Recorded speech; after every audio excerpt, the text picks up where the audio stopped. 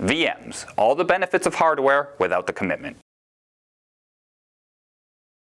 A virtual machine, sometimes referred to as a VM, is a software-based operating system or application environment that mimics the user experience of dedicated hardware. Specialized software called Hypervisor emulates a PC or server's CPU, memory, hard disk, network, RAM, and other resources. Virtual machines are generally deployed when users need different operating systems and processing power for different applications running simultaneously. For example, if an enterprise wants to test multiple web servers and small databases at the same time, or to use the same server to run gaming software and customer service database.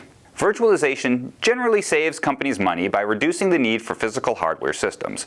Virtual environments also enable administrators to simplify backups, disaster recovery, new deployments, and basic system administration tasks. Outside of the enterprise, users can also use personal VMs.